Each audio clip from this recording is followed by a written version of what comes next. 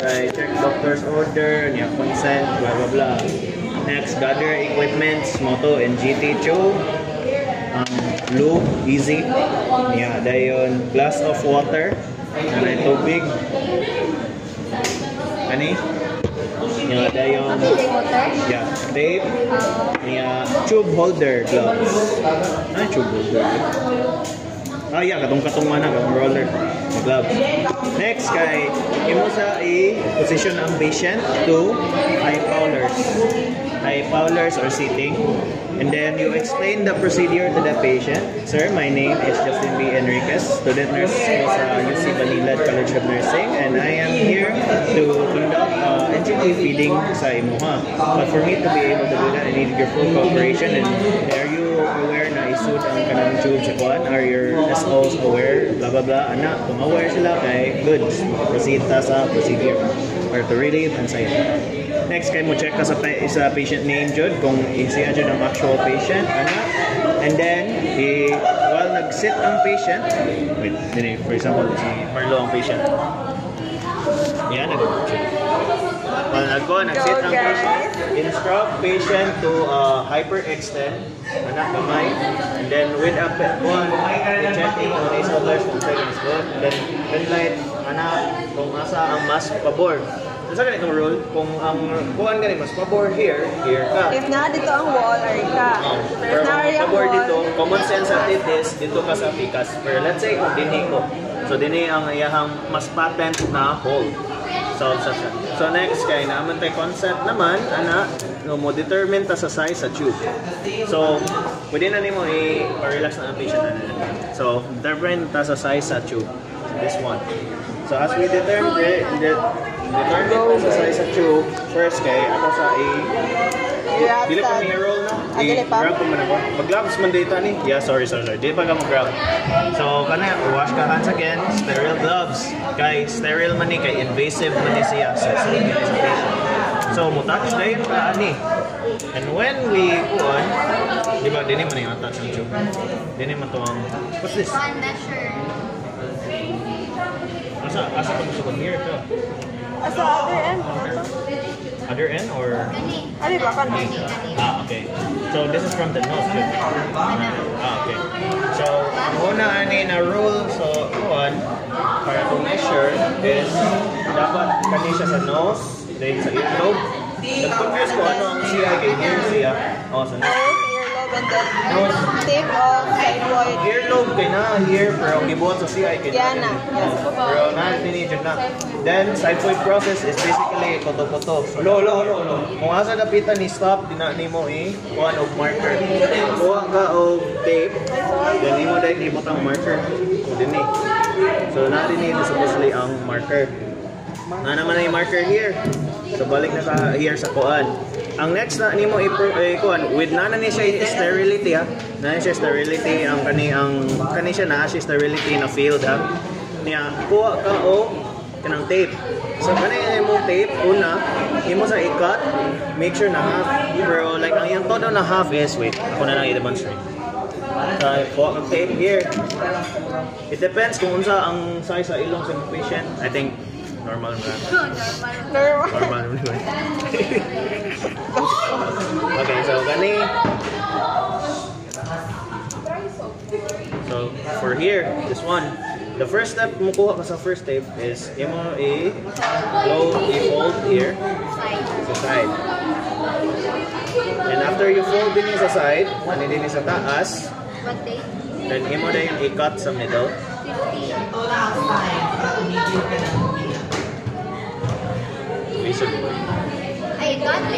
Yeah, i-cut sa middle. Cut sa middle, dayon imo dayon dili siya nimo ipalabi og tuma pero like enough nga ana. So that's your first tape. So imong first tape imo sa ipapilit diha dool sa imong table or whatever. Next is ang bridge. Same gyapon tanaw ang ilong sa imong patient. Normal. Para ni sa bridge.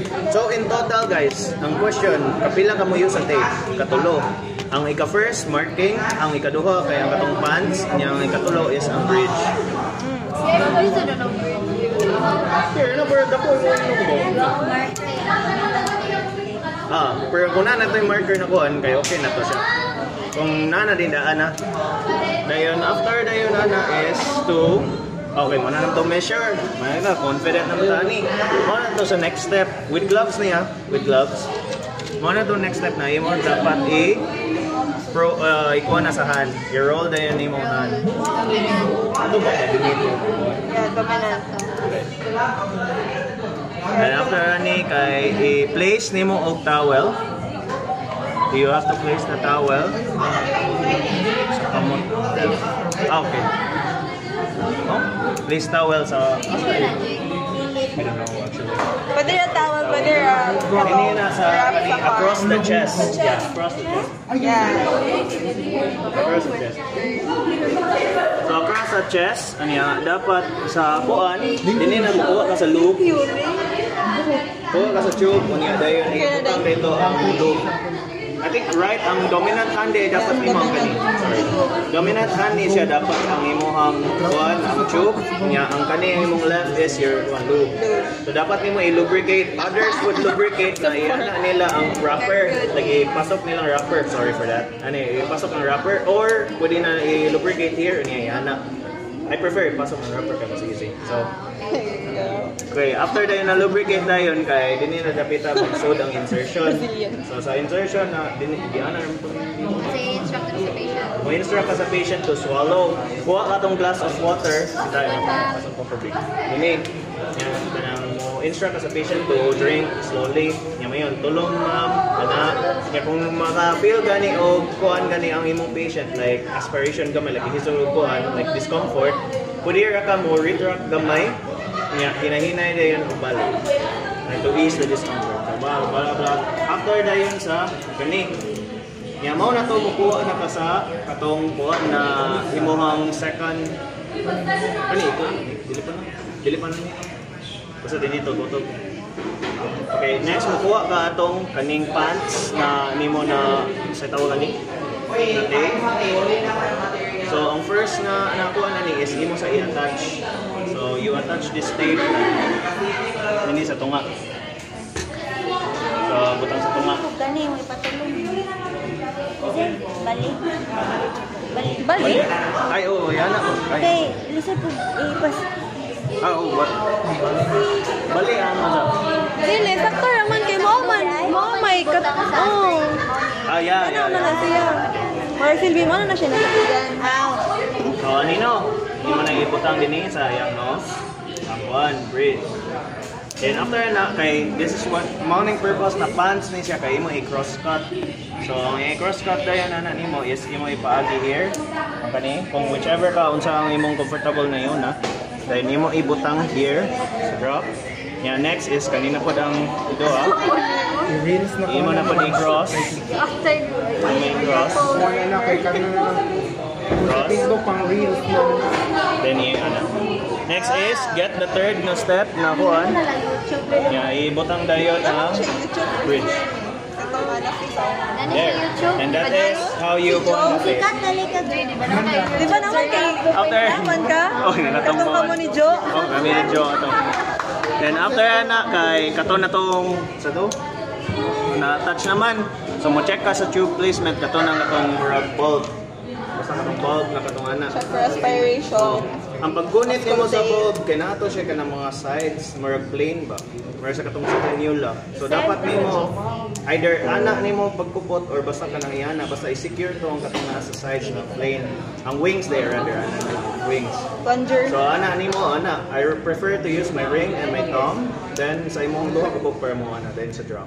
So mo aspirate ka para maguha sa contents. Ang kuhan sa contents dapat is 20 to 30 na milliliters. After na mo, auscultate din ka. After ni mo per kuhan sa imong kuhan prior sa prior there rather after. Get ka sa imong step. Sa imong step mo check ka sa xiphoid process kung may gurgling sound or kanang any whooshing sound sa kuhan sa imong stomach. And I guess kay after na is to kuhan na sa document and aftercare sa first na. Dayon diretso na ta sa katong. Kaya sumpay man ni siya sa lavage. So ato na to sa lavage. Lay dito. NGT feeding no kay na siya Si Econagic akong clip, di ba kay ano night yun? clip pero if may clip pobre mo na. Yeah. So, basically, ang lavage is just cleaning. Let's say, manananay ko niya, diretso mo na, sumpay-sumpay mo na usually diretso. So, prior hygiene, na-inserted na ni siya. So, since lavage cleans man sa mga products, kuha kag 200 to 300 na solution, yung mo rin i-pour, then you aspirate. Kung unsa man gani ang kuhan, kung like medication or something, katugya pong same pag last year na imo i-replenish, i-flush, or imo ikuha ng medicine, etc. So, mo repeat ka until na nakuha na flush na tanan, then i-measure nimo ang color and consistency. Basically, kato na to, removal na to. Or imo i-clip, kung dili pa siya i-remove. Then, you conduct your aftercare, and then i-document na imo, and then, monitor for if there is any hypotension or dyspnea.